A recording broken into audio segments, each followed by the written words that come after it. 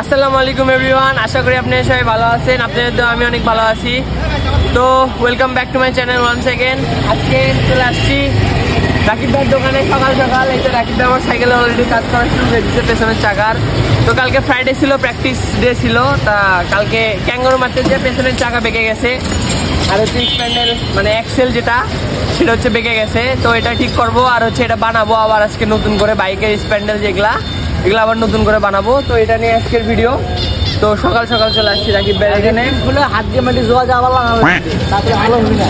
তো যাই হোক, বেশি কথা না বাড়াই, চলেন এখন যাবো হচ্ছে বাইকের স্প্যান্ডেল কিনতে আমার একটা ফ্রেন্ডের দোকানে। তো ওর এখানে যায়, তারপর কথা বলি। Let's go. রাকিব ভাই কাজ করুন। তাড়াতাড়ি যাও, তাড়াতাড়ি যাও। লেটস গো মহিষ পাগলা। তো নিয়ে চলে আসলাম। এটা হচ্ছে এখন নিছি, এটা হচ্ছে মোটাটা। এটা কাটে এখন এই সমান বানানো লাগবে।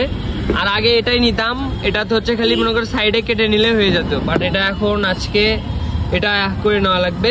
তো নেক্সট দিন আরেকটা নিব, তখন হচ্ছে এই সাইজের নিব। তো চলেন এটা নিয়ে এখন লিতের কাছে চলে যায়। তো রাকিব ভাই আমার সাইকেলের অলরেডি কাজ করা শুরু হয়ে দিছে, কাজ করতেছে, চাকা বেঁকে গেছে, তার কাজ করতেছে। আর হচ্ছে আমি এখন এক্সেল করে নিয়ে আসি। তো চলেন যাইতে পারি। তো লেটস গো, চলে যাই লেতের কাছে। গো। তো আমি এখন যাচ্ছি লেতের দোকানে এটার কাজ করানোর জন্য। তো লেতের দোকান সামনে রেলওয়ে মার্কেটে। তো দেখতে দেখতে চলে আসলাম রেলওয়ে মার্কেটে। এখন ভেতরে যাচ্ছি এক্সেল দুইটা নিয়ে। ভেতরে কোনার দিকে একটা দোকান আছে, একটা দোকান থেকে ওই কাকার মাধ্যমে আমি করে নিয়ে থাকি এটা। তো লেতের এখানে চলে আসছি। তাই এখানে একটা হচ্ছে যে আমি এক্সেলটা নিয়ে আসছিলাম আমার ফ্রেন্ডের দোকান থেকে। তা এটা বেশি মোটা, আমার মন বলতেছিল যে হ্যাঁ এটা হবে না, আসলেই তাই যে হইল না লাস্টে। আমি এটা হচ্ছে 12 মিলি আর কি, এটার যে মাপটা সেটা হচ্ছে 12 মিলি। এখানে যেটা মাপটা দেওয়া আছে এটা হচ্ছে 12 মিলি। তারপরে আমার 12 মিলি আরেকটা স্টেক কিনে নিয়ে আসা লাগে। এখন দলিতে এখানে আসছি। তো আসলে তারপর আমরা এটাতে কাজ করব। তো ভিডিওর সাথে থাকবেন। ভিডিওটা ভালো লাগলে অবশ্যই 2-3 জনের কাছে শেয়ার করে দিবেন, কারণ এক্সেলের ভিডিও এগুলা এগুলো ভালোভাবে এক্সেল বানিয়ে নিলে অনেক দিন ধরে চলে যায়। ওই কারণেই আর কি এটা নিয়ে ভিডিও করা, যাতে আপনারাও সুবিধা পেয়ে থাকেন। তো বেশি কথা না বলি, ভিডিওতে একদম চলে যায়। কারেন্ট আসলে একদম লেথেতে চলে যায়। তো লেটস গো। কাজ শুরু হয়ে গেছে। দুই বাটাল শান মেশিন দিয়ে ঘষে নিচ্ছে, ধার করে নিচ্ছে আর কি। এইখানে আমার এক্সেলটা মাপ মতো সোজাসুজি করে রাখা হয়েছে। এরপরে এটাতে কাজ করা শুরু করা হবে। তো অলরেডি কাজ শুরু হয়ে গেছে। এক সাইডে মানে মাঝখানের টুকু যেটা হচ্ছে হাবের ভিতর থাকবে সেটুক মাপ করে নিয়ে দুই পাশে প্যাচ হবে, সে প্যাচ অনুযায়ী এক পাশের প্যাচ করা শুরু হয়ে গেছে অলরেডি। তো দেখতে দেখতে কাজ অলরেডি অনেক আগায় গেছে।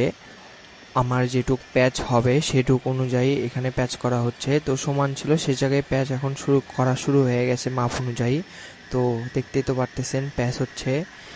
আবার এটাতে একদম ভালো মতো সুন্দরভাবে প্যাচ হবে। এক পাশের প্যাচ করা অলরেডি শেষ, আরেক পাশের প্যাচ করা শুরু হয়েছে। তো এক পাশের প্যাচের আগায় একটা নাট ছিল আর কি, তাই এটা কেটে ফেলে দেওয়া লাগতেছে এখন। তারপরে এখানে আবার প্যাচ করা শুরু হবে। তো আরেক পাশের প্যাচ করাও শুরু হয়ে গেছে অলরেডি। তো এখান থেকে হালকা হালকা করে যেটুক মাপ সে অনুযায়ী কেটে নেওয়া হচ্ছে। তো এরপরে এখানেও সমান করে প্যাচ করা হবে আবার। এক্সেলে সমান করা অলরেডি হয়ে গেছে। এরপরে এখানে প্যাচ করা শুরু হবে।